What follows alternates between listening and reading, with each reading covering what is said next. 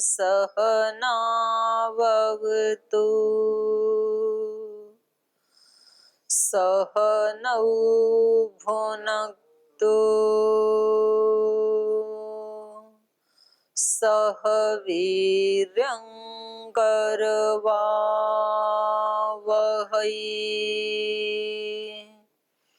तेजस्विनावधीतमस्तु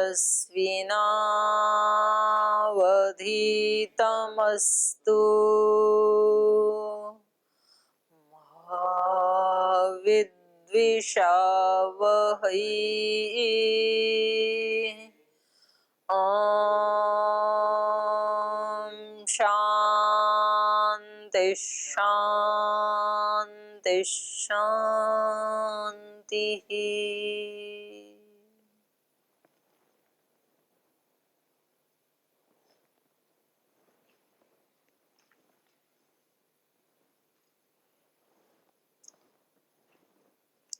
तो हम महर्षि दयानंद से पढ़ रहे थे कि वेद जो है वो नित्य हैं, वेदों का नित्यत्व विषय। और यहाँ प्रसंग चल रहा था कि देखो वेद के नित्यत्व के लिए पहले यहाँ शब्द के नित्यत्व की बात कर रहे हैं महर्षि दयानंद। तो उसमें अपनी बात के साथ साथ वो व्याकरण महाभाष्य की महर्षि पतंजलि की बात कह रहे हैं। उन्होंने शब्द की परिभाषा क्या की है? श्रोत्रोपलब्धि बुद्धि निर्ग्राह्य प्रयोगेण अभिज्वलित आकाश देश शब्द। तो इसमें जो प्रयोगेण अभिज्वलित जो शब्द है, प्रयोग से वो अभिज्वलित होता है। अभिज्वलित माने अभिव्यक्त। तो दो चीजें होती हैं, एक होती है अभिव्यक्ति, एक होती है उत्पत्ति। तो जैसे दीपक से रूप आदि की अभिव्यक्ति होती है, तो अभिव्यक्ति का मतलब है रूप पहले से ही विद्यमान थे, दीपक ने आके उनको अभिव्यक्त कर दिया। एक होती है उत्पत्ति। उत्पत्ति का मतलब होता है वो वस्तु पहले विद्यमान नहीं थी उस रूप में, अभी वो नई बनी है, तो उसको अनित्य माना जाता है। जिसकी उत्पत्ति होती है वो अनित्य होता है, जिसकी अभिव्यक्ति होती है वो नित्य होता है। ठीक है। तो अब हम यहाँ पे पढ़ रहे हैं श्रोत्रोपलब्धि ही 23 पृष्ठ के ऊपर जो नीचे वाला पहरा है। कल एक बीच में एक प्रसंग आया था कि जी आप कैसे इनको वर्णों को नित्य कैसे मानेंगे, क्योंकि हम तो वर्णों में देखते हैं व्याकरण पढ़ते समय कि एक जैसे हम भू धातु से भवती बनाते हैं या अभवत बनाते हैं, तो कहीं अटागम होता है, तो कहीं किसी का लोप होता है, कहीं किसी को आदेश होता है। तो ये तो इतने सारे परिवर्तन होते हैं। तो इन्होंने इसका समाधान ये दिया कि ये परिवर्तन नहीं होते हैं, वो भी एक वर्णों का ग्रुप था। अट, भू, शप, तिप ये एक ग्रुप है। फिर उसके बाद प की संज्ञा हो गई तो अ, भू, शप का अ, फिर ती, प भी चला गया, ये एक दूसरा ग्रुप आ गया। एक ग्रुप के स्थान में दूसरा ग्रुप आ गया, फिर दूसरे ग्रुप के स्थान में अभवत तीसरा ही ग्रुप आ गया। तो कोई नष्ट नहीं हुआ, तीनों नित्य हैं अपनी अपनी जगह। एक चला गया, दूसरा आ गया, दूसरे के स्थान में तीसरा आ गया। आगे कह रहे हैं श्रोत्रोपलब्धि। अब इस परिभाषा के बारे में बता रहे हैं। श्रोत्रोपलब्धि श्रोत्रेंद्रियेण ज्ञानम यस्य। शब्द क्या है? जिसका श्रोत्रेंद्रिय से ज्ञान होता है उसको हम शब्द कहते हैं। बुद्ध्या नितराम ग्रहीतुम योग्यः, और जो बुद्धि के द्वारा ही ग्रहण करने योग्य है। उच्चारेण अभिप्रकाशित, उच्चारण करने से वो प्रकाशित हो जाता है। प्रकाशित होना मतलब अभिव्यक्त होना, जो पहले से ही है, तो जब उसका उच्चारण करते हैं तो वो प्रकाशित हो जाता है, अभिव्यक्त हो जाता है। यस्य आकाश देशः, और उसका स्थान, उसका देश कहाँ है रहने का? आकाश। यस्य कस्य? शब्दस्य। यस्य शब्दस्य, जिस शब्द का आकाश देश है, आकाश रहने का स्थान है, अर्थात अधिकरणम वर्तते, वो उसका अधिकरण है। अधिकरण माने आश्रय, तो आश्रय आकाश देश है। स शब्दो भवति इति बोध्यम, वो शब्द होता है, ऐसा जान लेना चाहिए। अनेन शब्द लक्षणेन अपि शब्दो नित्य एव अस्ति इति अवगम्यते। तो कह रहे हैं ये जो शब्द का लक्षण किया है महर्षि पाणिनि ने भी यही किया है वर्णोच्चारण शिक्षा में, और महर्षि पतंजलि ने भी यही माना है फिर महाभाष्य में। तो आई उन सूत्र के ऊपर जो भाष्य है वहां पर यही माना है। तो कह रहे हैं अनेन शब्द लक्षण, ये जो शब्द का लक्षण किया है दोनों ऋषियों ने, इससे भी शब्द नित्य एव अस्ति, शब्द नित्य ही है, इति अवगम्यते, ये जाना जाता है। कथम, कैसे? उच्चारण श्रवणात् श्रवणादि प्रयत्न क्रियायाः क्षण प्रध्वंसित्वात्। कह रहे हैं क्योंकि उच्चारण और श्रवण आदि, जैसे कोई व्यक्ति शब्द का उच्चारण करता है या दूसरा व्यक्ति उस शब्द का श्रवण करता है, उच्चारण श्रवण आदि प्रयत्न क्रियायाः, तो ये क्या है? क्रियाएं हैं। ये उच्चारण करना एक क्रिया है, सुनना ये भी एक क्रिया है। तो ये क्रिया हमेशा किससे होती है? प्रयत्न से। प्रयत्न क्रियायाः क्षण प्रध्वंसित्वात्, क्रियाएं तो, और क्रिया का स्वरूप क्या बताया वैशेषिक में? क्षण में नष्ट होने वाली। क्रिया का स्वरूप क्या है? एक क्षण में नष्ट होती है। कर्म का स्वरूप, क्रिया मतलब कर्म, तो कर्म का स्वरूप क्या बताया वहां पर? कर्म का स्वरूप ये बताया है एक क्षण में उत्पन्न होता है, एक क्षण रुकता है, अगले क्षण में नष्ट हो जाता है, ये क्रिया का स्वरूप बताया। तो कह रहे हैं कि उच्चारण जो है या श्रवण जो है, उच्चारण और श्रवण ये क्या है? क्रियाएं हैं, और क्रिया का स्वरूप क्या है? क्षणिक। लेकिन तो भी शब्द, जैसे मैं बोल रही हूं तो मेरे अंदर वो शब्द पहले से हैं, तभी तो मैं उनको प्रकाशित कर रही हूं ना। और आपने जो सुना है वो सुनी हुई क्रिया तो नष्ट हो गई, लेकिन जो क्रिया के नष्ट होने के बाद भी एक ज्ञान आपके अंदर रहता है उस शब्द से संबंधित, तो वो नित्य है। तो कह रहे हैं उच्चारण श्रवण आदि प्रयत्न क्रियायाः क्षण प्रध्वंसित्वात्, उच्चारण क्रिया और श्रवण क्रिया जो हैं ये क्षण प्रध्वंसित्वात्, एक क्षण में नष्ट होने वाली होने के कारण एकैक वर्णवर्तिनी वाक इति महाभाष्य प्रामाण्यात्, महाभाष्य में इसका प्रमाण दिया है। वाक कैसी है? एकैक वर्णवर्तिनी, एक एक वर्ण का उच्चारण करने वाली।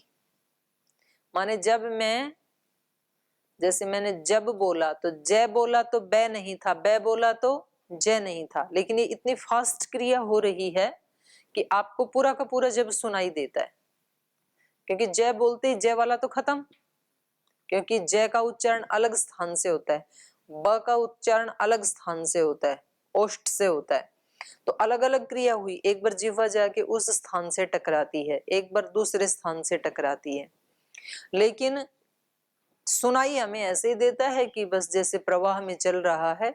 तो ये हमारी वाक कैसी है? एकैक वर्णवर्तिनी, एक एक वर्ण को एक एक बार में उत्पन्न करती है, लेकिन इसकी इतनी फास्ट गति है कि आप तुरंत ही उस एक एक वर्ण को जोड़ करके उसका शब्द बना लेते हैं, उन शब्दों को जोड़ के तुरंत ही वाक्य बना लेते हैं, और फिर उस वाक्य से जिस अर्थ के बारे में कहा जा रहा है उस अर्थ को भी आप जान लेते हैं। तो ये माइंड की स्पीड है। ये सारा काम कौन करता है? मन। हमारा मन इतना फास्ट कर्म करता है कि जब कोई वक्ता बोल रहा है तो वो तो एक एक वर्ण का ही उच्चारण कर रहा है, क्योंकि प्रत्येक वर्ण का उच्चारण अलग अलग स्थान से अलग अलग प्रयत्न से होता है। लेकिन हमारे मन की गति इतनी फास्ट है कि हम बहुत जल्दी से ही उन सारे वर्णों को पद बना लेते हैं, वाक्य बना लेते हैं, फिर उस वाक्य से उसके अर्थ को समझ लेते हैं।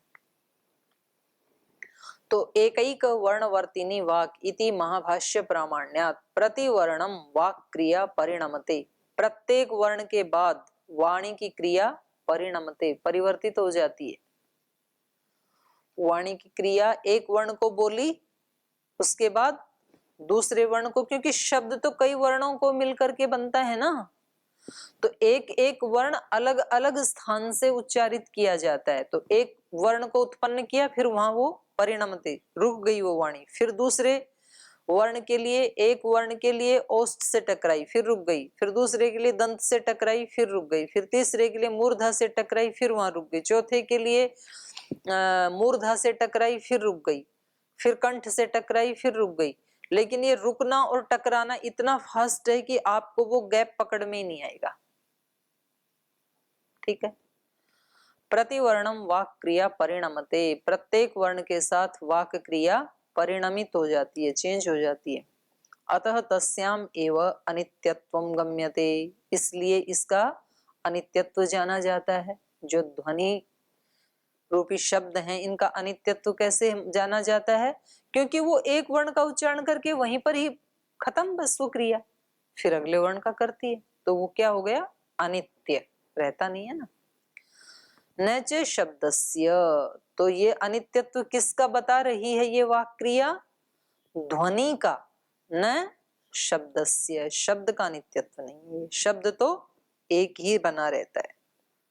ननु च भो शब्दों अपि उपरत आगतो भवति, कह रहे क्यों जी, ये शब्द भी उपरत हो जाता है और फिर आगत है, फिर आ जाता है, चला जाता है, आ जाता है। शब्द भी तो ऐसे ही है ना, बोले वर्ण के साथ साथ शब्द भी तो ऐसे ही, शब्द आते जाते रहते हैं। अब आपने पिछले पीरियड में जो शब्द सुना था वो कहाँ है अभी? शब्द भी तो आते जाते रहते हैं। ननु च भो शब्दो अपि उपरतो आगतो भवति, उच्चारित उपागच्छति, अनुच्चारित अनागतो भवति, वाक् क्रियावत। कह रहे हैं जब उच्चारण करते हैं तो शब्द उच्चारित होता हुआ उपागच्छति, आता है हमारी तरफ। जब उच्चारण करते हैं तो आता है उपागच्छति। अनुच्चारित अनागतो भवति, जब उच्चारण नहीं करते हैं तो वो अनागत अवस्था में रहता है। तो नित्य तो वो होता है ना जिसमें चेंज ना हो, लेकिन ये यदि नित्य है तो ये कभी जाता है कभी आता है। वाक् क्रियावत, वाणी की क्रिया के समान। पुनः तस्य कथम नित्यत्वम भवेत, तो उसका नित्यत्व कैसे हो सकता है शब्द का, उसको हम नित्य कैसे माने? अत्र उच्यते, इसका उत्तर दे रहे हैं। न आकाशवत पूर्व स्थितस्य शब्दस्य साधन अभावात् अभिव्यक्तिर्भवति, किंतु तस्य प्राण वाक् क्रिया अभिव्यक्तिश्च। कह रहे हैं देखो, ये आकाशवत पूर्व स्थितस्य शब्दस्य, पहले से ही स्थित जो शब्द हैं, बोले ये आकाश की तरह से नित्य नहीं कहा जा रहा है, बल्कि पूर्व स्थितस्य शब्द से, पहले ही शब्द है उसको साधना भावात अभिव्यक्तिर्भवति, साधना के द्वारा माने उसको अभिव्यक्त करने के प्रक्रम के द्वारा अभिव्यक्तिर्भवति। शब्द तो पहले से ही है, लेकिन उसको अभिव्यक्त करने के लिए हमें जिह्वा को थोड़ा हिलाना पड़ता है। किंतु तस्य प्राण वाक् क्रिया अभिव्यक्तिश्च, आकाश में रहता है शब्द, नित्य है, तो बोले हमें फिर ये कभी आता है कभी जाता है, ऐसा इसका स्वरूप क्यों मिलता है?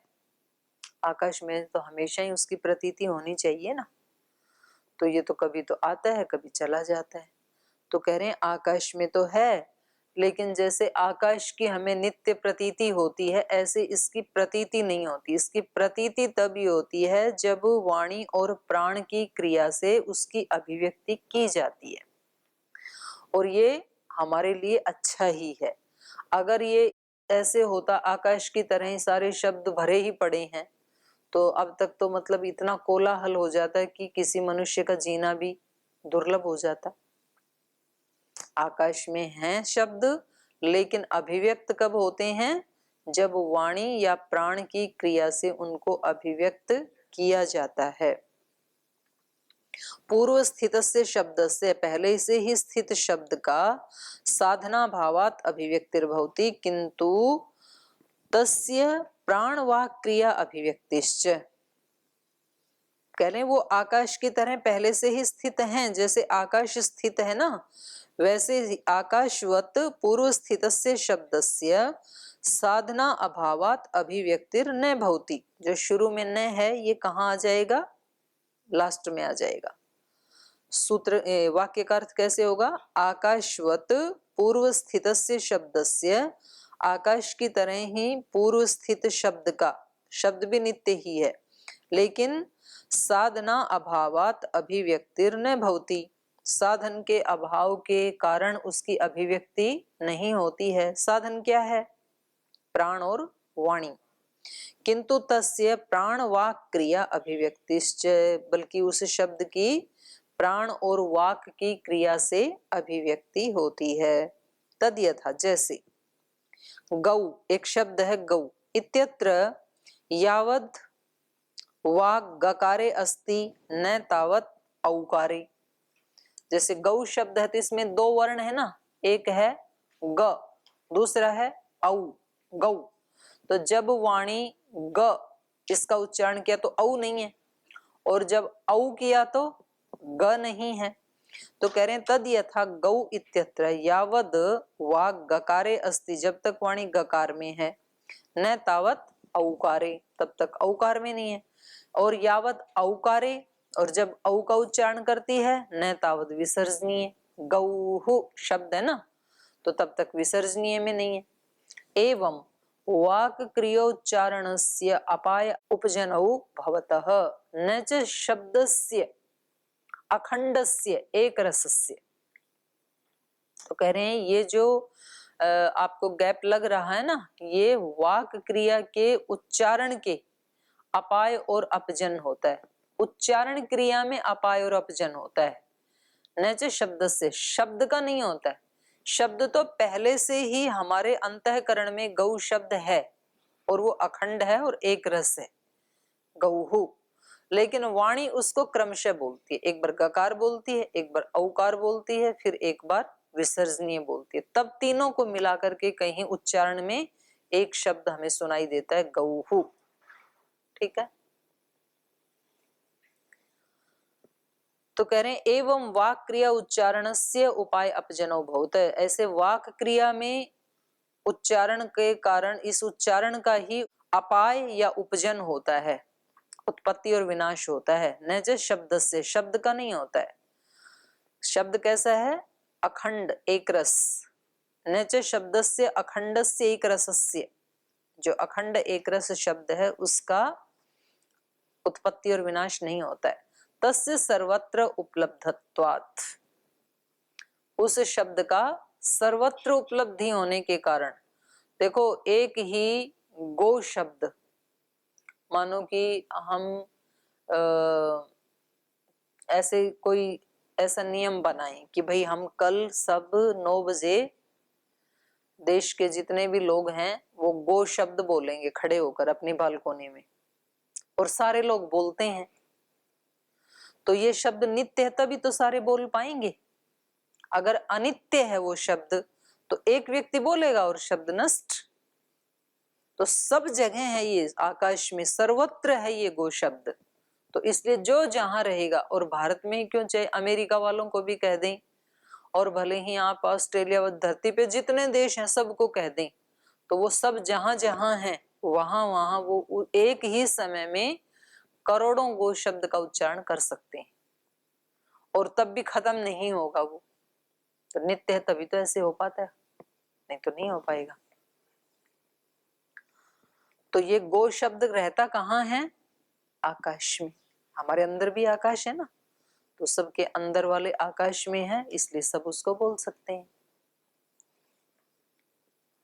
एवं वाक क्रिया उच्चारणस्य अपाय अपजनो भवता न च शब्दस्य अखंडस्य एक रसस्य तस्य सर्वोपलब्धत्वात्, उसके सब जगह उपलब्ध होने के कारण, यत्र खलु वायु वाक क्रिये न भवतः तत्र उच्चारण श्रवणे अपि न भवतः। कह रहे हैं जहां पर वायु ना हो और वाक क्रिया ना हो, वायु प्राण एक ही बात है, अगर शरीर में प्राण नहीं है तो भी नहीं हो पाएगा, और प्राण होते हुए भी यदि वाणी नहीं हिल सकती है, वाक क्रिया यदि नहीं कर सकती है तो भी नहीं होगा।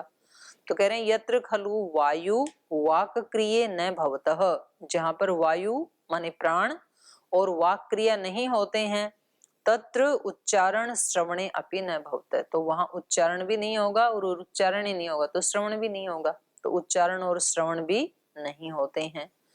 अतः शब्दस्तु आकाशवद एव सदा नित्यो अस्ति। इसलिए शब्द तो आकाश की तरह सदा नित्य ही है। शब्दस्तु आकाशवद एव सदा नित्यो अस्ति इति इत्यादि व्याकरण मतेन सर्वेषां शब्दानां नित्यत्वम् अस्ति किम उत वैदिकानाम। तो यहाँ महर्षि दयानंद कहते हैं कि आकाश की तरह नित्य होने से सदा नित्यो अस्ति इति व्याकरण मतेन, करें व्याकरण के मत से सारे ही शब्द नित्य हैं। किम उत वैदिकानाम, वैदिक शब्दों की तो बात ही छोड़ो, वैदिक तो फिर नित्य होंगे ही होंगे। सारे ही शब्द, गौ आदि शब्द भी क्या हैं? नित्य हैं। और यही व्याकरण का भी मत है। एवं जैमिनी मुनिना अपि शब्दस्य नित्यत्वं प्रतिपादितम।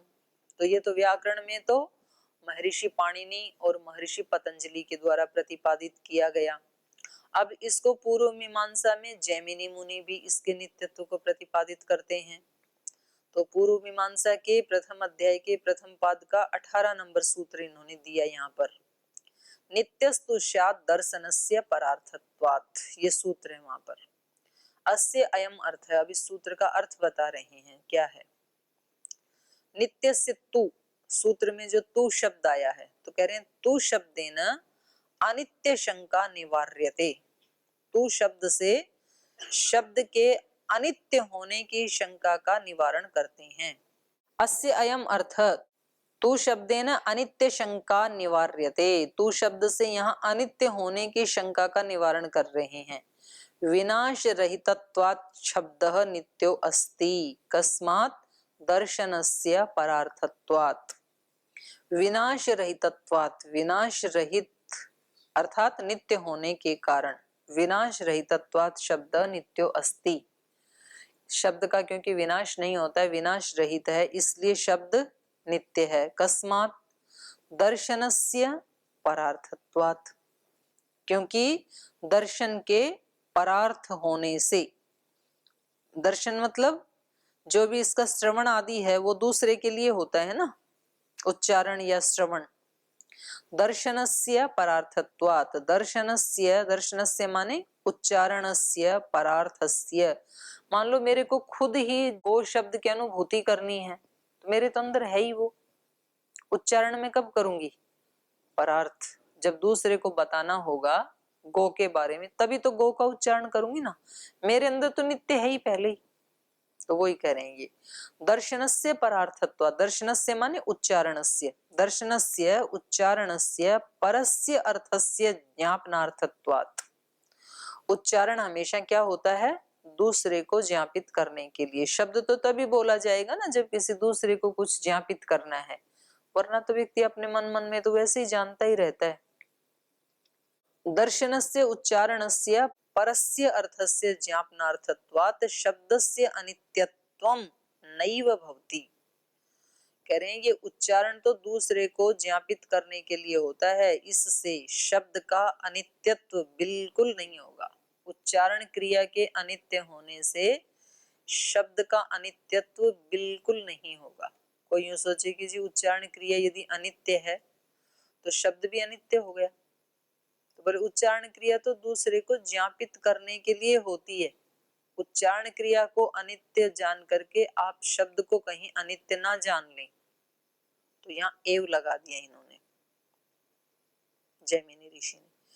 तो कह रहे हैं शब्दस्य अनित्यत्वम नैव भवति, उस क्रिया के द्वारा उसकी अनित्यता को देख करके शब्द का अनित्यत्व तो बिल्कुल नहीं होता है। अन्यथा अयम गो शब्दार्थो अस्ति इति अभिज्ञा अनित्येन शब्देन भवितुम अयोग्यो अस्ति। नहीं तो क्या हो जाएगा? अयम गो शब्दार्थः अस्ति इति अभिज्ञा, ये जो गो शब्द है इससे अस्ति इति अभिज्ञा अनित्येन शब्देन भवितुम अयोग्यो अस्ति।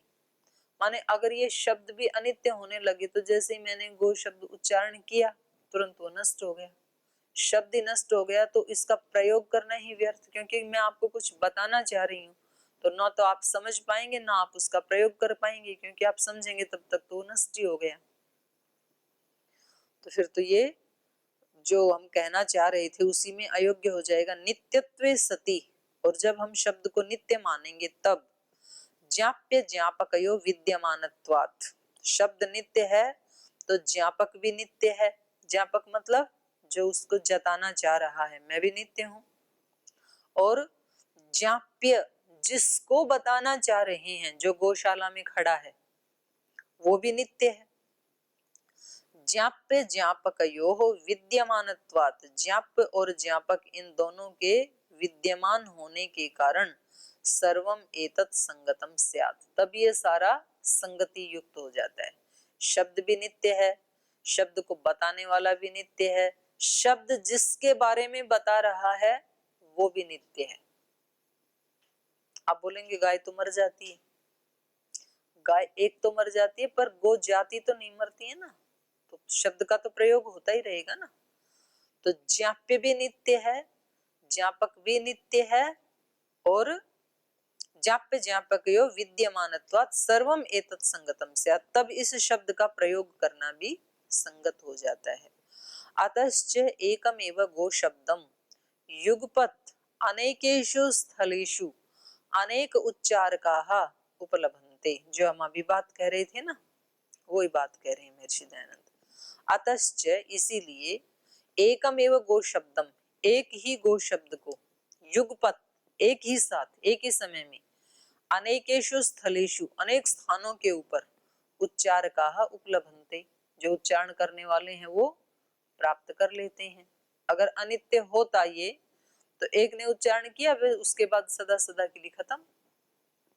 लेकिन होता तो यही है कि अभी 12 बजे मैं भी यहाँ गो शब्द का उच्चारण कर सकती हूँ, और हो सकता है मेरे साथ लाखों लोगों ने उच्चारण किया हो इस समय। तो नित्य है तभी तो सभी कर सकते हैं, सर्वत्र उपलब्ध है, और नित्य होता ही वही है जो सब जगह सबको उपलब्ध हो। ईश्वर नित्य क्यों है? सब जगह सबको उपलब्ध है, इसीलिए तो नित्य है। तो ऐसे शब्द भी आकाश में सर्वत्र सबको उपलब्ध होता है, वो इसलिए नित्य है। अतश्च एकमेव गो शब्दम युगपत् अनेकेषु स्थलेषु अनेक उच्चार का उपलब्धन्ते पुनः पुनः तमेव चैति, और बार बार भी कर लें, ऐसा भी नहीं है कि जी एक बार उच्चारण कर लिया सबने तो फिर खत्म। एक ही व्यक्ति उस गो शब्द का 50 बार भी उच्चारण कर सकता है, 50 लाख बार भी कर सकता है, तो भी नष्ट नहीं होगा वो। एवं जैमिनीना शब्द नित्यत्वे अनेके हेतवः प्रदर्शिता, तो महर्षि दयानंद कह रहे हैं उन्होंने तो अनेक हेतु प्रदर्शित किए हैं, जैमिनी ऋषि ने तो पूर्व मीमांसा में, हमने तो यहाँ एक ही सूत्र को लिया है। एवं जैमिनीना, जैमिनी जी के द्वारा शब्द नित्यत्वे, शब्द के नित्यत्व में अनेके हेतवः प्रदर्शिता, अनेक हेतु दिए गए हैं। फिर इसके आगे वैशेषिक का, कणाद मुनि का भी उदाहरण दे रहे हैं कि वो भी शब्द को नित्य ही मानते हैं। तो इसको फिर हम कल पढ़ेंगे, आज यहीं विराम लेते हैं।